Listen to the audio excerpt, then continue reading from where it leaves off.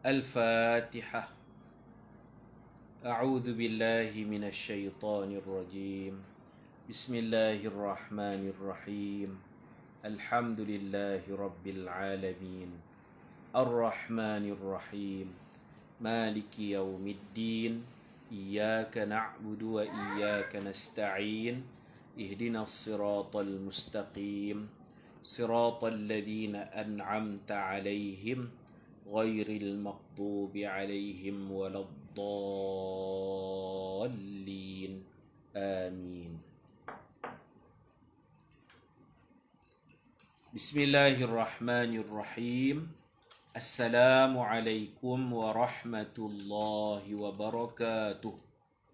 الحمد لله رب العالمين والصلاة والسلام على أشرف الأنبياء والمرسلين وعلى آله وصحبه أجمعين.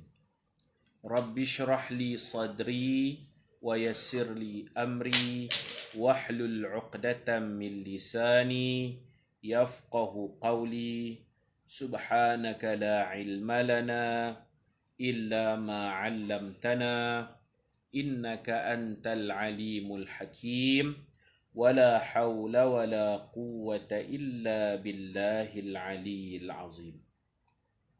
بسم الله ما شاء الله لا قوة إلا بالله ما شاء الله كل نعمة من الله ما شاء الله الخير كله بيد الله ما شاء الله لا يصرف السوء إلا الله amma ba'du. Alhamdulillah, pada malam ini dapat kita sambung kembali kuliah kitab Usul Fiqh, terjemahan kitab Al-Waraqat fi ilmi usulil fiqh. Kita sampai muka surat 16. Qala al-musannif rahimahullah wa yanqasimu aidan ila tamannin نحو ليت الشباب يعود يوما وعرض نحو ألا تنزل عندنا وقسم نحو والله لأفعلن كذا. Al-kalam, percakapan orang Arab ni terbahagi kepada bermacam-macam pecahan. Sebelum ni kita bahagikan kalam Arab kepada insya' dan khabar. Ayat pertanyaan, ayat pernyataan, ayat suruhan, ayat larangan. Jadi al-kalam juga terbahagi kepada angan-angan. Seperti ayat alangkah beruntungnya jika zaman muda kembali semula barang satu hari. Dah tua dah, teringin nak kembali muda. Kurang-kurang sehari pun tak apa dah. Tapi ini angan-angan yang tak dapat dicapai. Ardin dan tawaran, ayat tawaran seperti ayat mahukah kamu singgah di rumah kami? Orang utara panggil semawa tu. Dia bagi tawaran. Dan sumpah, ayat sumpah seperti ayat wallahi demi Allah aku akan buat begitu. ومن وجه آخر ينقسم إلى حقيقة ومجاز فالحقيقة ما بقي في الاستعمال على موضوعه. Di sudut yang lain, al-kalam juga dibahagikan kepada hakikat dan majaz. Ta'rif al-haqiqah, apa yang kekal penggunaannya atas makna asal kalimah itu. وقيل ما استعمل فيما اصطلح عليه من المخاطب وإن لم يبقى على موضوعه كالصلاة في الهيئة المخصوصة فإنه لم يبقى على موضوعه اللغوي وهو الدعاء بخير والدابة لذوات الأربع كالحمار فإنه لم يبقى على موضوعه وهو كل ما يدب على الأرض. Dan dikatakan pada ta'rif al-haqiqah, hakikat, iaitu penggunaan kalimah atas makna istilahnya dari orang yang berbicara itu, sekalipun ia tidak lagi kekal dengan makna asal perkataan itu pada bahasa. Dia ada perkataan mengikut makna bahasa, ada perkataan mengikut makna istilah. Apabila bertembung makna bahasa dengan makna istilah, didahulukan makna istilah. Contoh perkataan solat.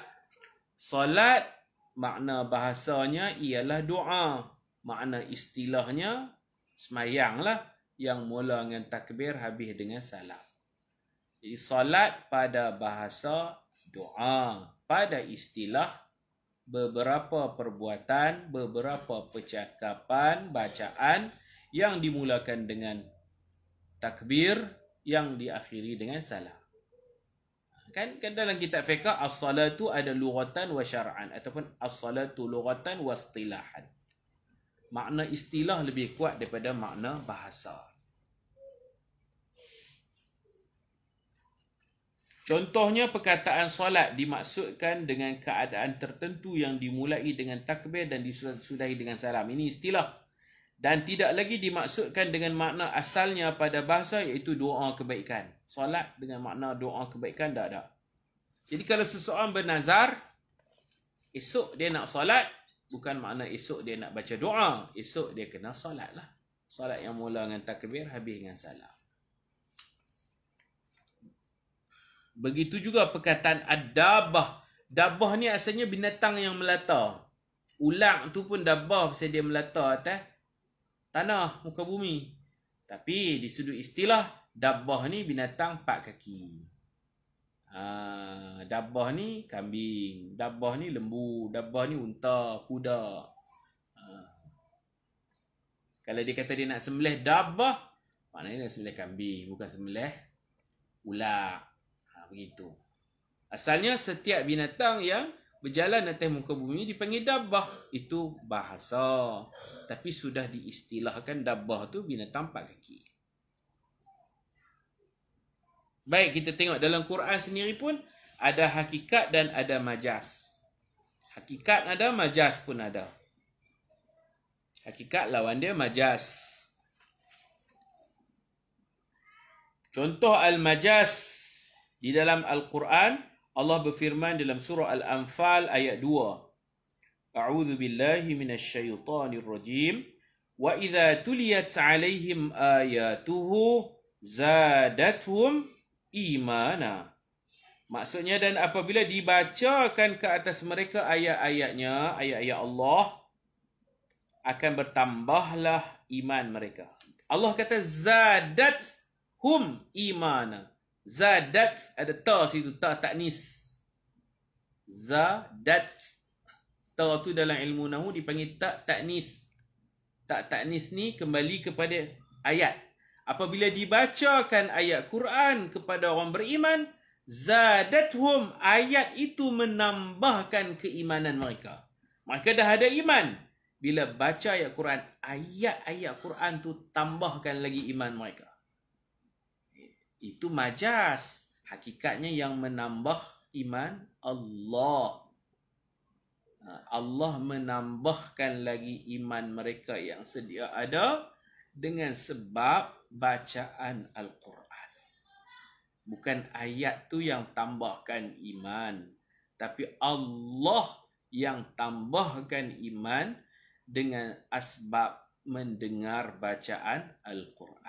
Atau kita baca Quran, iman kita Allah tambahkan. Orang baca, kita dengar orang baca Quran, Allah zadallahu imanahum. Itu makna di sudut hakikat. Tapi digunakan dalam bentuk majas, ayat Quran itu menambahkan iman mereka. Macam tu. Tak ada salah. Kita pun duk cakap majas. Kita pun cakap majas. Botak kepala, cukok kepala. Hakikatnya cukok rambut yang berada di atas kepala. Kalau cukok kepala berdarah, bukan cukok kepala, cukok rambut yang ada atas kepala. Masak nasi. Hakikatnya masak beras. Rebus beras yang akhirnya dia akan jadi nasi. Masak nasi ni, nasi yang dah ada tu masak nasi. Jadi bubuk lah. Kan? Kita pun duk cakap hakikat dan majas. Begitulah dalam selawat. Bila kita berselawat, Allahumma salli ala Sayyidina Muhammad Al-Fatihi. Ya Allah, cucurilah rahmat kepada Nabi Muhammad yang membuka. Muhammad yang membuka. Hakikatnya, dengan selawat itu, Allah bukalah pintu-pintu kebaikan kepada kita, pintu rezeki. 5 ughliq, pintu-pintu yang duk terkatup tu, dengan berkat selawat, bukan Nabi Muhammad yang buka, Allah yang buka. Tidak jadi syirik apa. Apabila kita faham hakikat dan majas, dia tak jadi syirik. Ada orang terselawat boleh jadi syirik. Tu melampau tu.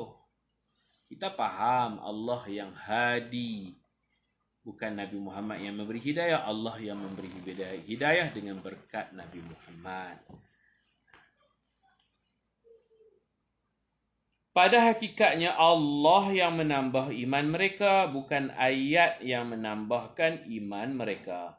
Tetapi disandarkan penambahan iman kepada ayat kerana ayat-ayat tersebut menjadi sebab iman mereka bertambah. Orang panggil hubungan sebab dengan musabbab. Musabbibul asbab Allah lah. Baik, kita tengok. Ini maksudnya pengarang dia letak di mukadimah ni untuk kita faham bila kita mengaji Quran, mengaji hadis, kena faham. Ayat ni kadang-kadang dia suruh tapi maknanya amaran, tahdid. Ada suruh yang dimaksudkan kita kena buat. Ada suruh maksudnya amaran. Macam mak kata kat anak yang anak dia buat perangai, mak dia kata, buat lagi, buat lagi. Buat lagi. Tu suruh buat kah? Tu maknanya tahdid. Buat lagi. Nanti kena kot. Buat lagi. Bukan makna nak kena buat lagi. Anak dia panjat pokok setengah. Pak nampak, pak kata, naik sampai ke pucuk. Bukan suruh naik. Jadi arahan ada makna kena patuh. Ada arahan makna perli. Ada arahan, jadi itu kita nak faham. Dalalah petunjuk daripada lafaz.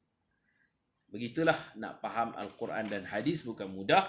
Kena belajar, ada kaedah-kaedah untuk memahaminya. Baik. Begitu juga perkataan ad-dabbah, pengarang buat contoh, dimaksudkan dengan makna haiwan yang 4 kaki seperti kaldai. Istilahlah dabbah, istilahnya binatang 4 kaki. Makna lughawi dia, makna bahasa asal dia, binatang yang melata. Dan tidak lagi dimaksudkan dengan makna asalnya pada bahasa, iaitu setiap yang melata di atas muka bumi. Wal majas ma tajuzu bihi ay ta'adda bihi an mawdu'ihi. Wa hadha 'ala al-ma'na al-awwal lil haqiqah. وعلى الثاني هو ما استعمل في غير ما اصطلح عليه من المخاطبة. تعريف المجاز. Dalam Quran Allah Ta'ala sebut huwa yuhyi wa yumit, dia yang menghidup dan dia yang mematikan. Allah yang mematikan. Tapi dalam ayat yang lain Allah Ta'ala sebut qul yatawaffakum malakul maut. Katakanlah, yatawaffakum, yang mewafatkan kamu siapa? Malakul maut, malaikat maut yang mematikan kamu. Jadi macam ada pertentangan. Huwa yuhyi wa yumit, dia yang menghidup dan dia yang mematikan. Dia tu Allah, dia yang bagi mati. Kuasa mematikan ada dekat Allah. Tiba-tiba dalam surah Sajadah Allah ajak kita, qul, katakan mereka. Kalau mereka tanya siapa bagi mati, yatawaffakum, mewafatkan kamu. Malakul maut, malaikat maut. Kerja bagi mati ni malaikat maut. Di situ maksudnya macam ni, hakikatnya yang mematikan itu yuhyi wa yumit Allah. Di sudut majas yang duk buat kerja tu, yang kita faham tu malaikat maut Israel.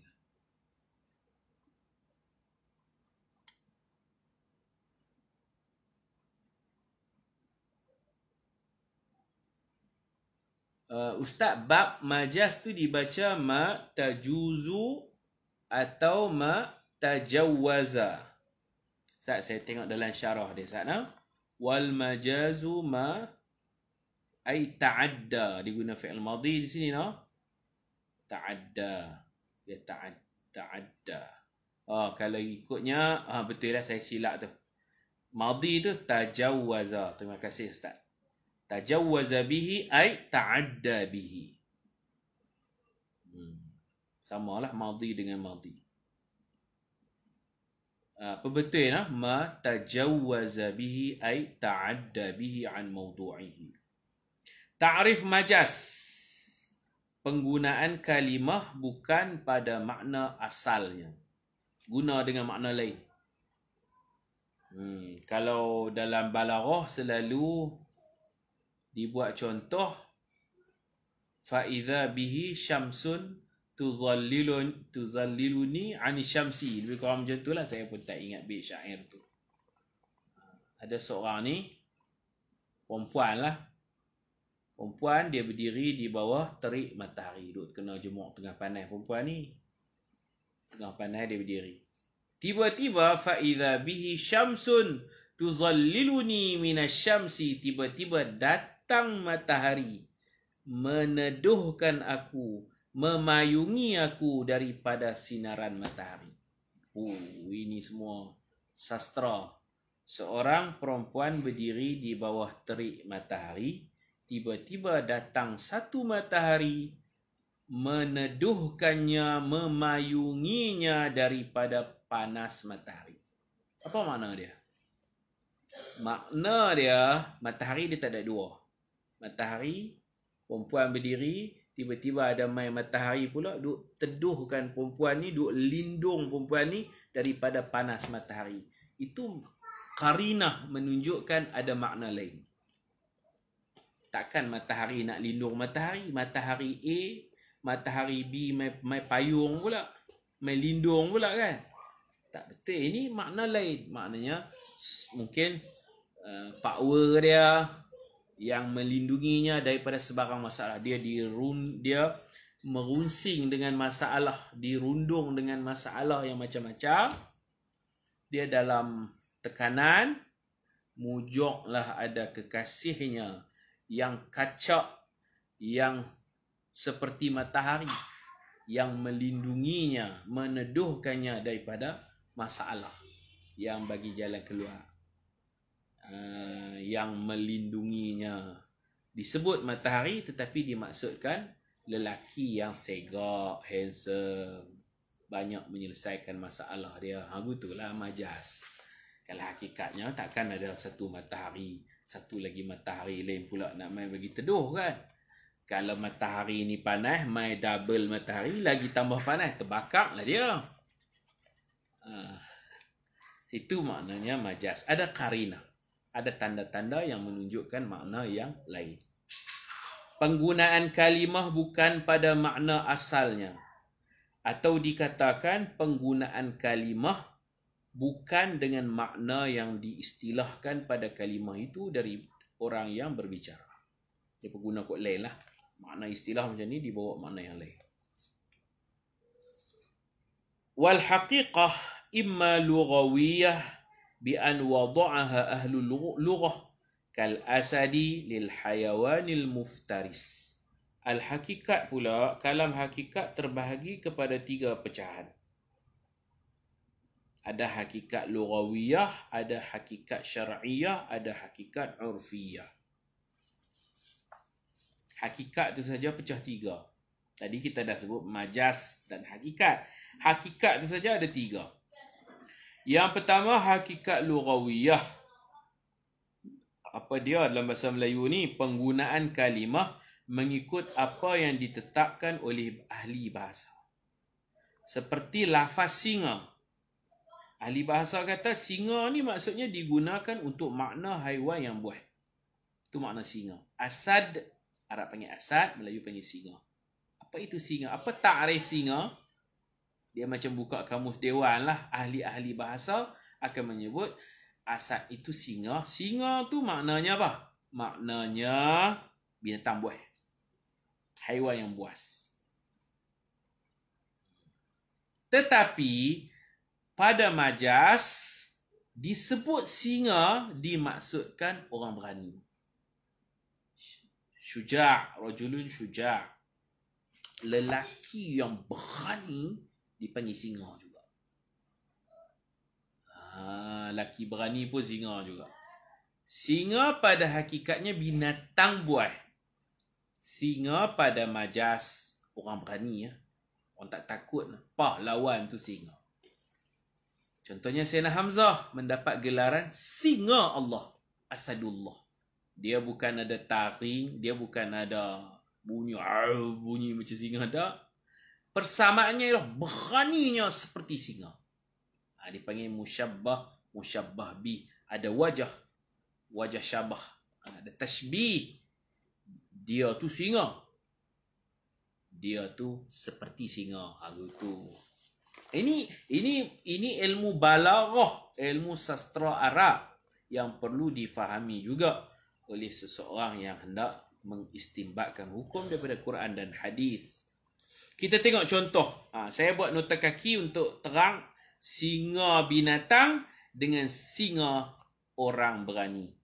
Kedua-duanya diguna pakai dalam hadis Nabi SAW. Perkataan singa pada hakikatnya merujuk kepada binatang buas yang dikenali, nota kaki. Tetapi di sudut majas, ia juga boleh membawa maksud seorang lelaki yang berani. Untuk menjelaskan hal ini, kita kemukakan dua hadis berikut. Tengok nota kaki nah. An Abi Hurairah radhiyallahu anhu qala Rasulullah sallallahu alaihi wasallam wafir minal majzum firaraka minal asad, rawahul Bukhari. Artinya daripada Abu Hurairah radhiyallahu anhu berkata, Rasulullah sallallahu alaihi wasallam bersabda, larilah dari orang yang berpenyakit kusta. Hak kita yakin dia ada kusta, ada tanda-tanda kusta, muhaqqaq, memang confirm kusta. Jangan duduk dekat, lari.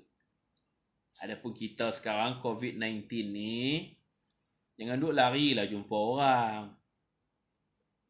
Kalau nak buat penjarakan sikit tu tak apalah. Jangan kita guna hadis ni lari dari orang kusta, kita jumpa kawan kita, kita lari. Sebab belum pasti dia tu pembawa virus. Pastikah? Takkah kita yang bawa? Tak pasti. Jadi nak diqiyas dengan kusta dengan COVID ni dia kurang tepat. Dipanggil qiyas ma'al fariq. Ada orang dia sampai tak mau jumpa orang langsung. Ya Allah. Dia kata tak boleh. Nabi suruh lari. Duduk jauh-jauh. Kawan kita tu tak pasti. Dia tu kalau kusta tu yakin ada tandanya. Sendi-sendinya hitam, merah. Sendi-sendinya tu penyakit yang pasti. Yang ni belum pasti. Belum pasti. Tak payah lari lah. Nak duduk jarak boleh dah. Tapi kalau keluarga kita serumah semayang rapat lah. Di rumah pun ada orang semayang jarak. Rumah dengan anak sendiri. Jarak. Dia terlampau ikut sangat di surau dengan masjid. Sampai di rumah pun jarak. Sampai dengan anak sendiri pun tak salam. Ni merapu dah ni tuan-tuan. Teruk sangat lah. Nak digunakan hadis lari daripada orang yang berpenyakit kusta. Penyakit kusta tu sahih dah. Hak yang COVID ni tak tahu pun dia tu ada ke tak ada. Cuma berjaga-jaga saja. Baik. Larilah dari orang yang berpenyakit kusta seperti mana kamu lari dari seekor singa. Jumpa singa betul-betul lari. Singa betul lari, kita tidak dimakan kita. Bahaya. An Abi Qatadah radhiyallahu anhu annahu qatala fi ghazwati Hunain rajulan minal musyrikin ثم قال رسول الله صلى الله عليه وسلم من قتل قتيلا له عليه بينة فله سلبه. فقال أبو قتادة فقلت من يشهد لي؟ ثم جلست وكرر هذا ثلاثا. فقال له رسول الله صلى الله عليه وسلم ما لك يا أبا قتادة؟ فاقتصصت عليه القصة. فقال رجل صدق رسول الله وسلبه عندي فأرضه عني. فقال أبو بكر الصديق لا الله إذا لا يعمد إلى أسد من أسد الله يقاتل عن الله ورسوله صلى الله عليه وسلم يعطيك سلبه.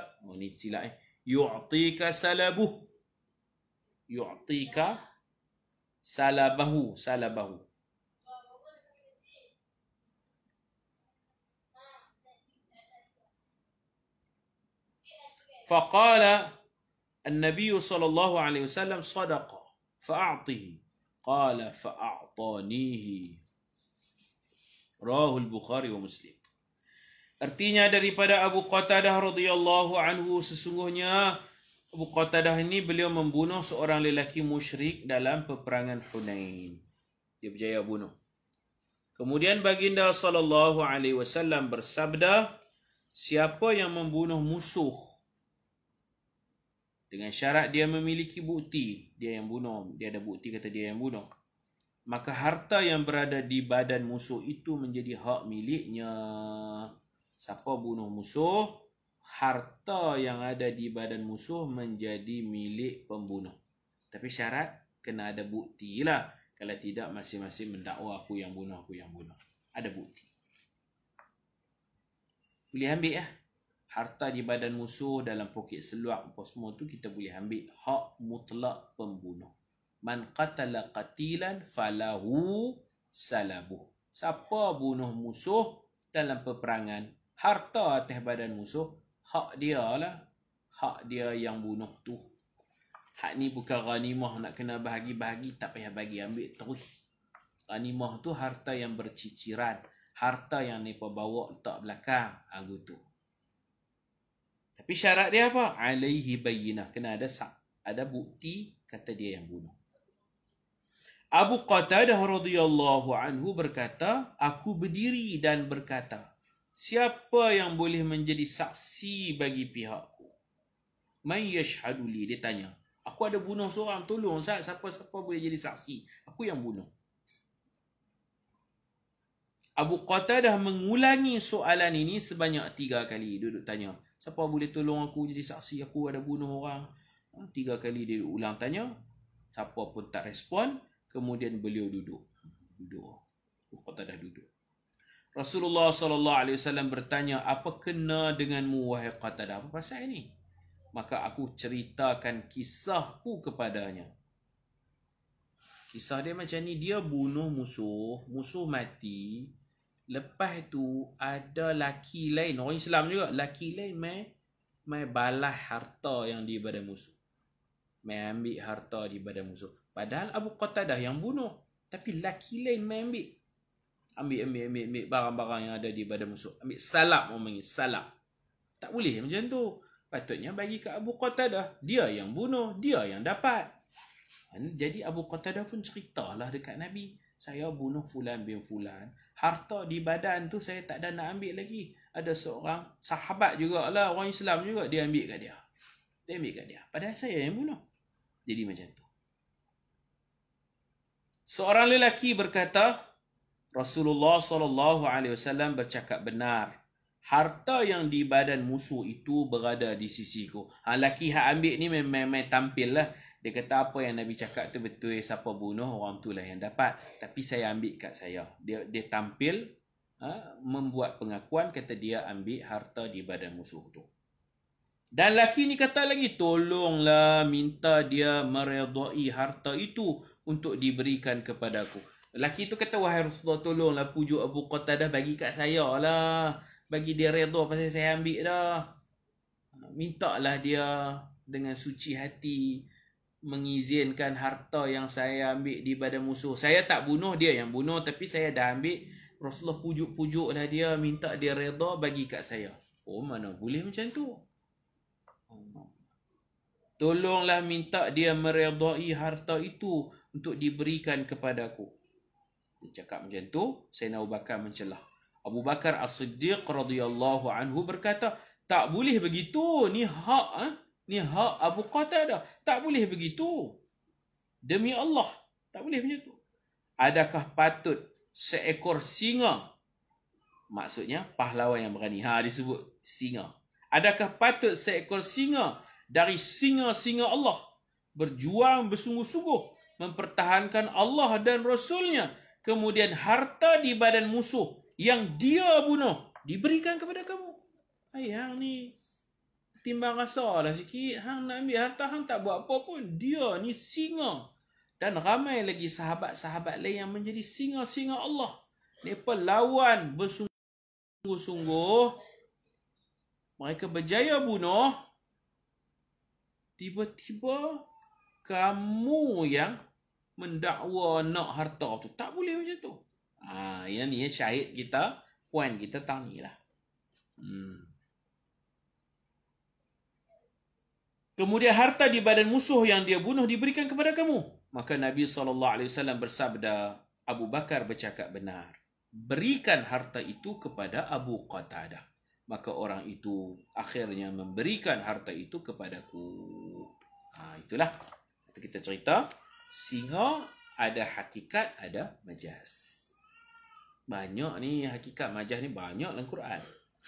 Nak faham lagi elok. Itu dipanggil hakikat lughawiyah. Yang kedua, wa imma syar'iyyah bi an wada'aha asy-syari'u kas-salati lil ibadati al-makhsusah. Yang kedua, hakikat syar'iyyah. Penggunaan kalimah dengan makna yang ditetapkan oleh pensyariat. Pensyariat ni syari', pensyariat. Ini kelas ke-6 ke? Saya pun tak sempat nak bilang. Nanti saya tengok balik. Kelas yang keberapa dah malam ni? Ke-6 ke ke-7? Tak pastilah. Kena tengok baliklah dalam senarai siri-siri kuliah kita insya-Allah. Seperti lafaz as-salat dengan makna ibadat tertentu, bukan dengan makna doa. Salat pada bahasa doa. Pada istilah syarak, dia bukan makna doa. Kita tengok, solat pada bahasa bermaksud doa. Seperti Allah berfirman dalam surah At-Taubah ayat 103. وَصَلِّ عَلَيْهِمْ إِنَّ صَلَاتَكَ سَكَنٌ لَهُمْ. Maksudnya, dan berdoalah kepada mereka. Mereka di sini siapa? Pembayar zakat. Orang bayar zakat, kita baca doa. Sunat kita doakan. Dan berdoalah kepada mereka. Penyumbang-penyumbang, pembayar zakat, doa. Jazakallah khairan, barakallahu fiik, barakallahu fima a'taita wa zadakallahu fima abqaita. Macam-macam doa. Semoga Allah murahkan rezeki, semoga Allah sucikan harta. Doa. Jadi salli, salah. Salli itu maknanya doa. Inna salataka, inna sesungguhnya, salat sini makna doa kamu. Bukan salat semayang. Sesungguhnya doa kamu sakanul lahum. Sakanul daripada sakinah, menenangkan hati mereka. Hati pembayar zakat. An Abdullah bin Abi Aufa radhiyallahu anhuma qala kana Rasulullah sallallahu alaihi wasallam idza atahu ahadun bi zakati malihi qala Allahumma salli ala ali fulan fa'atahu abi bi sadaqatihi faqala Allahumma salli ala ali abi Aufa muttafaqun alaih. Artinya daripada Abdullah bin Abu Aufa radhiyallahu anhuma berkata, apabila seseorang membayar zakat hartanya kepada Rasulullah sallallahu alaihi wasallam. Rasulullah tak boleh makan zakat. Dia bayar dekat Nabi sebagai wakil, terima urus. Nabi tolong terima menguruskan zakat. Bukan Nabi ambil untuk peribadi Nabi. Apabila seseorang membayar zakat kepada Rasulullah sallallahu alaihi wasallam, baginda akan berdoa mematuhi ayat salli alaihim tadi. Apa doa Nabi? Allahumma salli ala ali fulan. Ya Allah, rahmatilah keluarga si fulan ini, fulan hak bayar zakat. Ya Allah, berilah rahmat kepada keluarga ini. Maka ayahku datang kepada baginda untuk membayar zakatnya. Baginda berdoa, Ya Allah, berkatilah keluarga Abu Aufa. Lepas Nabi wafat, Sayyidina Abu Bakar jadi khalifah, ada orang tak mau bayar zakat lah. Antara hujah mereka, zaman Nabi kalau bayar zakat, dapat doa khusus dari Nabi. Sekarang Nabi dah wafat, tak perlu bayar zakat kerana tak ada dah Nabi nak baca doa kat kami. Dulu kami bagi, kami dapat. Kami bagi zakat, kami bayar zakat, kami dapat doa Nabi Muhammad. Sekarang kami bayar zakat, doa Nabi Muhammad tak ada dah. Senang cerita, tak mau bayar zakat. Ini layak buruk punya geng Samsing ni. Mereka kata, alam, Abu Bakar nak baca doa, mana nak sama dengan doa Nabi. Doa Nabi confirm berkat. Doa Abu Bakar belum. Nabi kalau kami bayar zakat, Nabi doa murah rezeki, murah betul. Nabi doa berkat harta, berkat. Nabi dah wafat, tak ada lagi doa Nabi, tak mau bayar zakat. Sayyidina Abu Bakar cakap banyak tak mau. Sayyidina Abu Bakar siapkan satu pasukan berperang dengan mereka ni. Kerana mereka menolak satu rukun Islam, iaitu rukun ita az-zakah, mengeluarkan zakat. Gitu. Kita kena faham lah. Murtad, orang yang menolak zakat ni murtad. Seperti mana orang yang menolak kewajipan salat. Sebab salat dan zakat tidak boleh dipisahkan. Apa yang saya buat nota kaki ni nak bagi tahu salat ni maknanya doa di sudut zakat. Kita duk selawat kat Nabi pun, Allahumma salli ala Sayyidina Muhammad. Salat situ makna rahmat, makna doa. Adapun salat dalam istilah syarak, sembahyang lah, bukan doa tu saja, sembahyang. Kita tengok muka surat sebelah. Maknanya apabila bertembung antara hakikah lughawiyah dengan hakikah syar'iyah, maka kita utamakan hakikat syar'iyah. Salat dengan makna semayang lebih kuat daripada salat dengan makna doa. Tetapi salat dengan makna doa ini jarang digunakan di dalam Al-Quran dan hadis. Guna hak tu je, doa zakat tu. Salat lebih banyak digunakan dengan makna ibadat khusus, iaitu beberapa bacaan dan beberapa perbuatan yang dimulai dengan takbir dan diakhiri dengan salam. Apa takrif dia? Aqwalun wa af'alun muftatahatun bitakbir wa mukhtatamatun bitaslim ma'a syara'id makhsusah. Maka inilah yang disebut sebagai hakikat syarak bagi perkataan solat. Allah berfirman di dalam surah An-Nisa ayat 103, Innas salata kanat 'alal mu'minin kitaban mawquta. Sesungguhnya solat sini makna sembahyang. Bukan doa lagi. Sesungguhnya sembahyang diwajibkan ke atas orang-orang beriman pada waktu yang tertentu. Ada waktu-waktu dia. Kalau kita jam tak dapat elok, kita kena sembahyang juga. Sembahyang hormat waktu. Ni ayat ni dalil sembahyang kena ikut waktu dia. Kalau kita terkepit dalam kesesakan lalu lintas, kita kena sembahyang juga. Sebab Allah wajibkan ke atas orang beriman kitaban mawquta pada waktu tertentu. Itu terbitlah istilah salat hormat waktu. Baginda SAW bersabda, Sallu kama ra'aitumuni usalli, rawahul Bukhari. Salatlah, yakni sembahyanglah seperti kamu melihat aku mendirikan salat. Oleh itu, jika seseorang bernazar untuk salat, maka dia wajib menunaikan salat. Salat dengan maksud sembahyang, bukan doa. Sekurang-kurangnya 2 rakaat. Dan tidak akan tertunai nazarnya jika dia sekadar berdoa saja. Dia kata, aku baca doa adalah salat dengan maksud doa, tak boleh. Siapa-siapa bernazar untuk salat, dia kena sembahyang. Alal aqal, paling kurang 2 rakaat untuk menunaikan nazarnya. Sembahyang hak nazar ni tak boleh duduk lah. Kena berdiri. Kena buat macam sembahyang wajib. Sebab nazar itu mewajibkan diri atas ibadat yang sunat. Asalnya ibadat itu sunat. Dengan nazar jadi wajib, maka sembahyang dia tidak boleh duduk, wajib berdiri. Dan paling kurang 2 rakaat lah. Dia tak boleh buat 1 rakaat witir. Witir tu sunat. Bila dinazarkan, kalau dia nazar nak sembahyang witir pun, dia kena paling kurang 3 rakaat. Menyamai sembahyang wajib iaitu maghrib. Siapa bernazar untuk sembahyang witir, dia tak boleh sembahyang witir 1 rakaat, dia kena sembahyang 3, paling kurang 3. 3 lah bagi sama dengan hak wajib iaitu salat maghrib.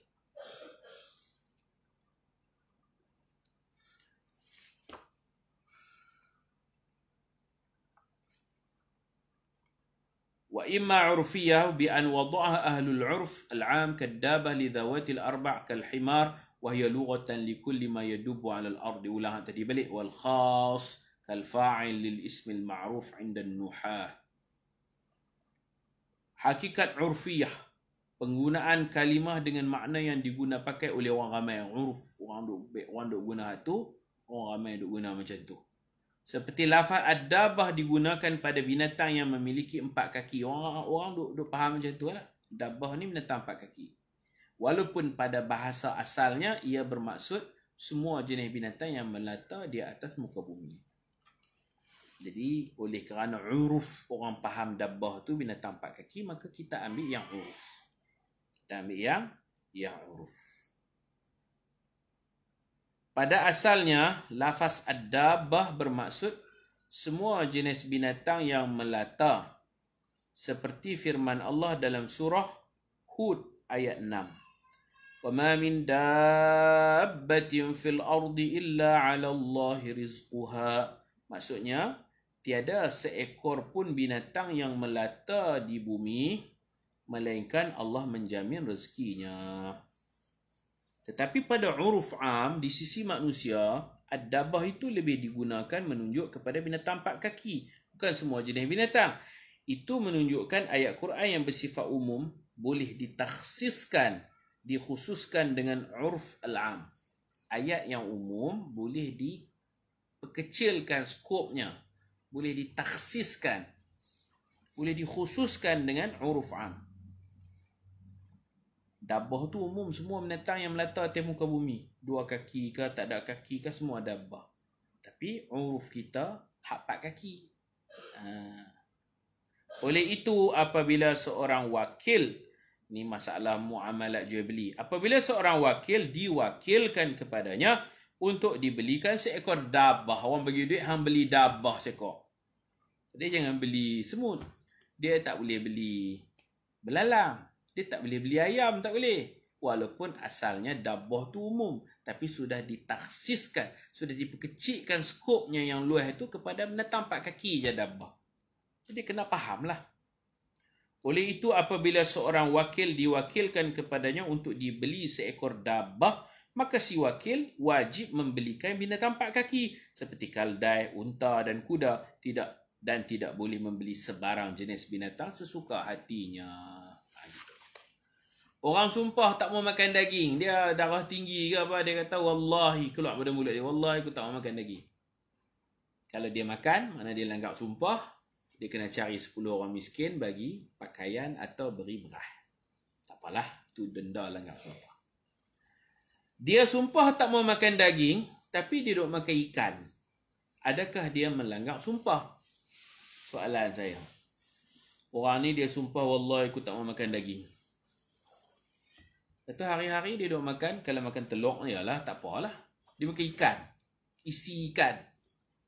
Isi ikan tu daging tak? Ikan pula, ikan fresh. Ikan baru beli di Kuala makan ikan. Ikan goreng, ikan rebus. Dia kata tak mau makan daging, dia duk makan ikan. Adakah dengan makan ikan tu dia dikira langgar sumpah? Jawabnya tidak. Uruf kita, ikan orang tak panggil daging ikan kan? Orang panggil isi ikan. No? Walaupun dalam Quran Allah kata dari laut kamu boleh ambil lahman tariya, daging fresh. Dari laut ada daging fresh, iaitu isi ikan.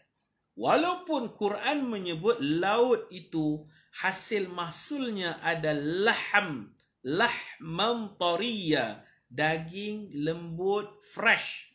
Tapi kita tak panggil dia daging.